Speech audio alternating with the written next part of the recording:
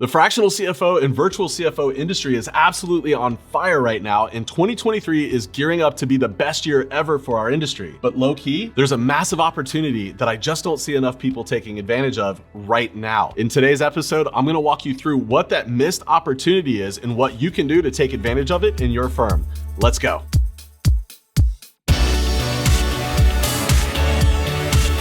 Hey there, welcome to The Connected Accountant. My name is Michael King. If you're new here, I talk about starting, scaling, and optimizing fractional CFO services. I was recently on LinkedIn and a friend of mine, Chris Ortega, asked me, he said, Mike, what do you see as the biggest opportunity for virtual and fractional CFOs in 2023? And I didn't even have to think about it. I was like, the biggest opportunity, honestly, is to lean more into marketing and sales. The reality is, I don't see very many fractional CFOs doing hardly any work when it comes to marketing and sales. And those that are doing it are really kind of leaving a lot of opportunity on the table. So in today's episode, what I want to do is break down what it is that I see that more virtual and fractional CFOs should be doing when it comes to marketing and sales. Now, I want to break marketing and sales into two different discussions because they're two very different things. When I think about marketing, that's the ability or the activities of going out into the market and letting people know what it is you do. What goods or services do you provide? So in our case, it's fractional CFO services. Sales, on the other hand, is the ability to convince people to give you money in exchange for those services. So we're going to kind of separate those into two different conversations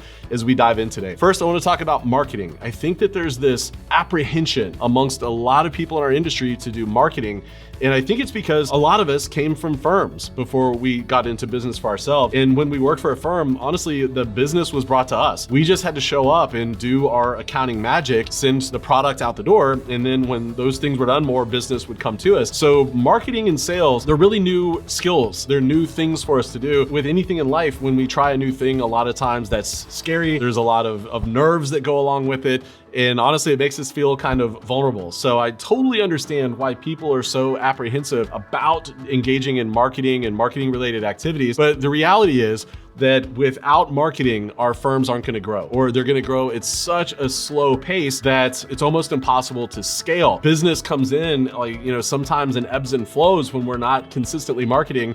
And that means that it's impossible for us to predict how fast or what pace our firms are gonna grow. And if we can't predict that, then it's hard to know when's the right time to hire and when do we need to bring additional technologies on board, etc. So it's so important that we embrace marketing. For fractional and virtual CFOs, what kind of marketing activities should you be doing? What I see a lot of people doing is nothing at all, and that's not the right thing to do. Those people that are doing marketing, really I would say 95% or more of them, all they're doing is making posts on LinkedIn, or they're making posts on Instagram and hoping that they're going to bring business in. And that can work to some extent, but the reality for the relationship that we have our clients, it's a lot like, in a lot of ways, the doctor-patient relationship. And give me a second to explain what I mean by that. Is fractional CFOs, we're seeing business owners in their most vulnerable state, similar to what a doctor and a patient would do. Think about when you go to a doctor, right? It's time for an annual physical. You go into the doctor's office and you essentially strip off all your clothes and you're sitting on this cold table with a thin piece of paper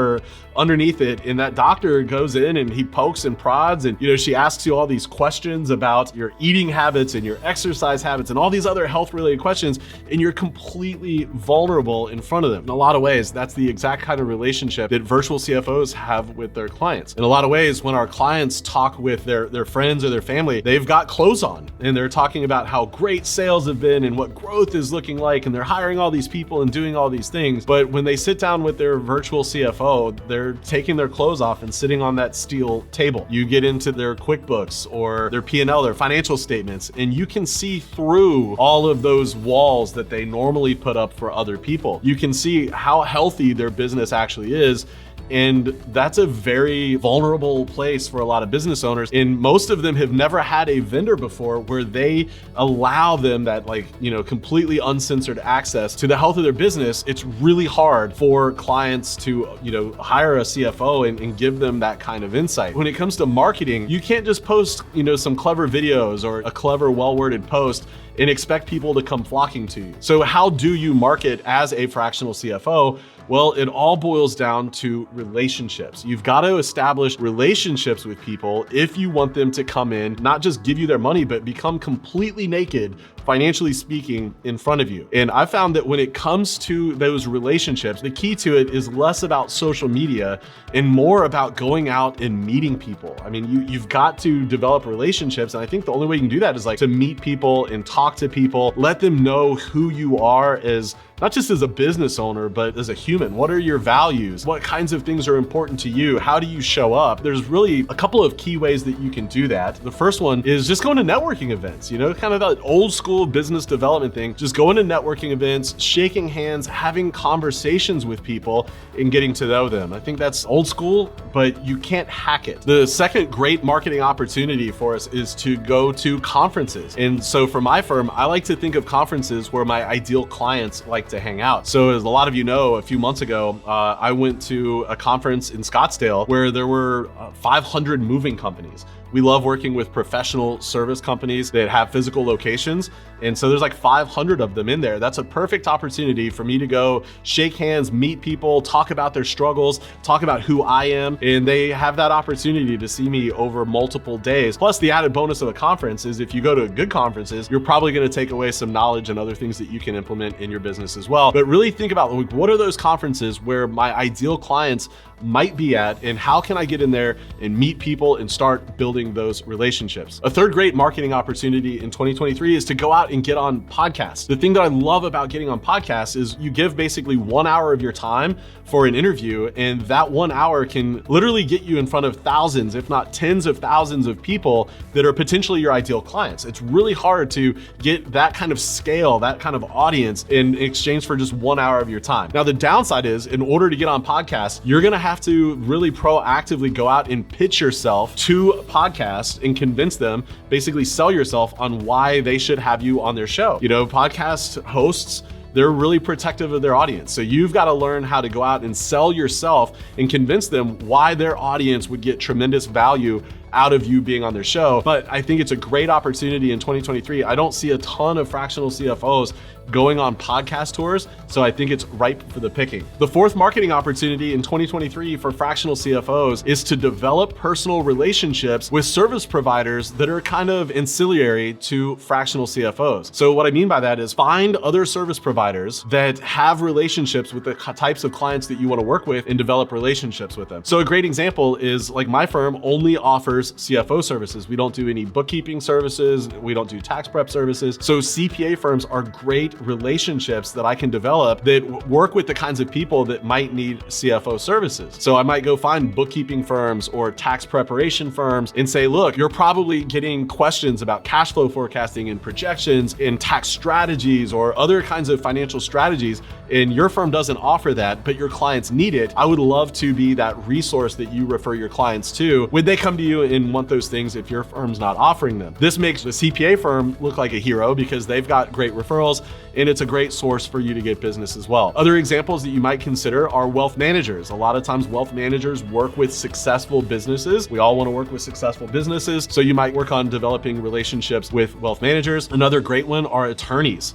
Attorneys can be great lead sources, great referral sources for fractional CFOs, especially if you can get in with attorneys that focus primarily on business law. And another type of referral relationship that we've kind of stumbled upon recently, don't tell anybody, but EOS implementers, the entrepreneurial operating system, the implementers, those implementers are working with businesses that have the money and the interest to grow their businesses. We've recently started really leaning into developing relationships with those EOS implementers because they already have trust with their clients already know them. And so those EOS implementers can be like, look, we're doing a great job over here on operations, but you need to level up your finances. We know a great firm that can help you out with that. Really what I want to encourage you to do on the marketing front is find those ways that you can develop actual relationships with people, because relationships and trust are so important as prerequisites a lot of time for what we're going to talk about here in a minute for sales. So if you are thinking like, I got to get more sales calls, before you can do that, you've really got to learn how to go out and market. Like I said, there's not that many fractional and virtual CFOs that are doing anything with marketing, and even fewer of them are doing more than just posting things on LinkedIn or Instagram. Developing relationships with people is a great opportunity if you want to grow in 2023. All right, the second thing every fractional CFO firm has got to lean into, a missed opportunity,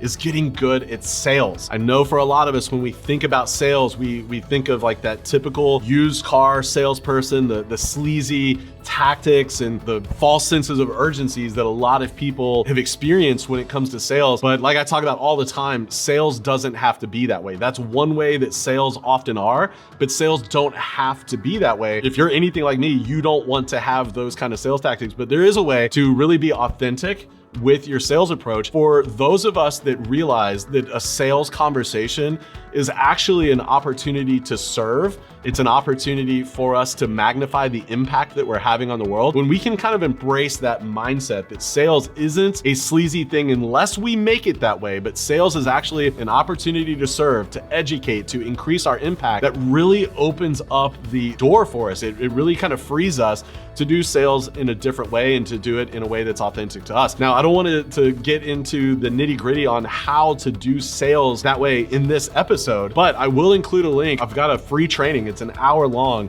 where I walk you through the sales framework that I use in my firm that's worked tremendously well for me. I close something like 80% of people that I get on sales calls using this framework. And there's no sleazy sales tactics. There's none of the, if you buy right now on this call, then you can save 20%, but this offer expires in 3 hours. And like there's none of those kinds of things. So if you're interested in that, I will include a link in the description below. Another kind of bonus thing that I'll share with you today is, in order to do sales well as a fractional CFO, kind of as a prerequisite to that, you've got to figure out what your service offering is and what your pricing is. I see a lot of people that are still in this hourly consulting model as a fractional CFO. And if you take that hourly consulting model into a sales call, it makes the sales process infinitely harder, and you're gonna close significantly fewer deals. And when you get on sales calls, it's so much easier to say, look, for this price, this is the value that I'm gonna add to your business. And you can let there's way more to it than that. That's definitely not the summary of my sales calls. But when you can communicate scope of work, fixed price, this is what you know that you're gonna get from a value perspective, it's so much easier to close business. And there's so many CFO firms that are still on that hourly pricing model, and that's just not what the market wants from fractional CFOs. So I really want to encourage you, think about what is your scope of work, what is your pricing, put together some pricing packages so that you can have an actual sales call that will close more business and enable you to increase your impact. I have a little bit of a chest thing going on, so I apologize if I'm a little bit stuttery today. Appreciate your grace on that, my faithful viewers. One of my favorite quotes in the world of business is, mission is everything, but without money, we can't sustain the mission. And that's true for fractional CFOs as much as it is for any other business out there. What is the biggest opportunity in 2023 if you want to start or scale a fractional CFO firm? You've got to learn how to market. You've got to learn how to sell yourself. And like I said, there's ways that you can do that in a completely authentic way. Marketing should be relationship based. Sales should be all about having the fixed scope of work, that fixed pricing. You're going to close so many more deals. You're going to be able to have such a greater impact if you can learn how to do marketing and sales in 2023. All right, my friends, that's it for this episode. I appreciate you being here. I'll see you back same time, same place next week. See you then.